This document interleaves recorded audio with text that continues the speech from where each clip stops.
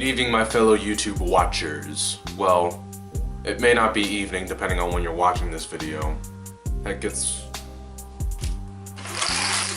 not even evening where I'm at. It's 9:30. But anyways, what is up, you guys? It is Joshua DD9000 here. I am back, and welcome to another review. Today we're going to be taking a look at the Toad the Brake Van from the Hornby Thomas & Friends range. So without further ado, let us begin. So here we have Hornby Toad in the flesh, and it looks pretty good, or at least in my opinion it does. I got this on eBay for about $70, that includes shipping. And although it seems a lot, I think for an extremely rare piece of rolling stock such as this, I think it was worth it. Usually Hornby Toad doesn't pop up on eBay as much. Usually it's Oliver who pops up on eBay more, even though it costs usually hundreds of dollars. I would like to get the Hornby Oliver at some point, but that's a discussion for another day. So taking a look at Hornby Toad.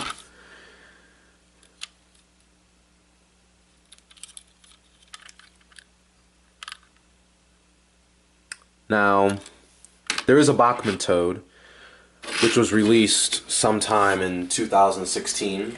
Oh, wait a minute. Runaway Toad. I'll just place it on its side.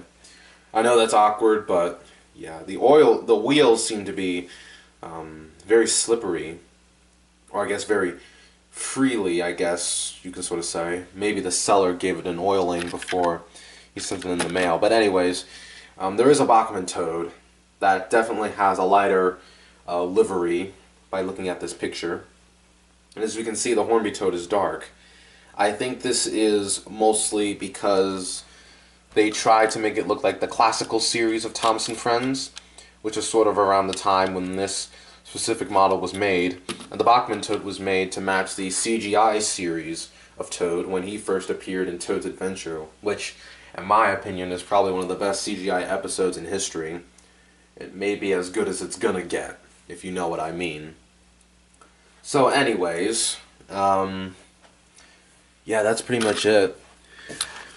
I do think the Bachman Toad is better in terms of detail. I mean, don't get me wrong, the Hornby Toad is pretty detailed, but I think Bachman sort of bested them in that. There's just a lot more. There's a lot more in-cab detail, I guess you can say. They got the handle inside there, if you look really closely. The face is pretty good, and everything else is pretty good. So yeah.